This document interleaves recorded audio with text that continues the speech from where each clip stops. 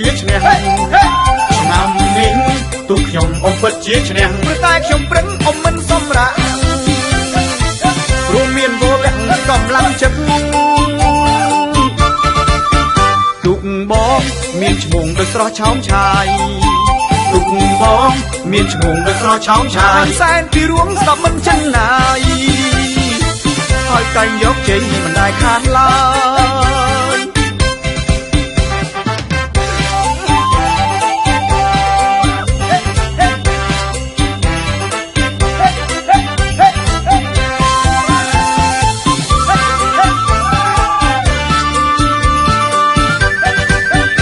ទូកបងឈ្មោះថាបុប្ផាសែនជ័យទូកបងឈ្មោះថាបុប្ផាសែនជ័យហើយរូបរាងវិញមិនវែងមិនខ្លីប្រណាំងឥតភ័យមិនចាញ់ម្ដងណា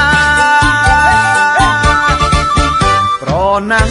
ទូករួចចូលស្ដីជីវ៉ាប្រណាំងទូករួចចូលស្ដីជីវ៉ាបាត់រូបរាងបងមិនសូវសំហាតែជាកីឡាក៏ទូកសែនឆ្លើយ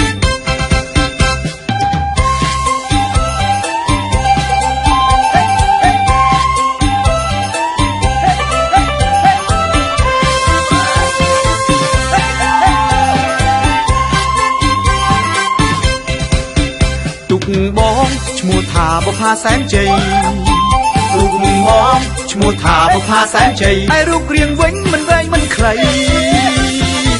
ប្រណាំងឥតភ័យមិនចាញ់ម្ដងណាប្រណាំងទូករួចចូលស្ដីជីវ៉ាប្រណាំងទូករួចចូលស្ដីជីវ៉ាបាត់រូបរាងបងមិនសូវសំហាតែជាកីឡាក៏ទូកសែនឆ្លើយ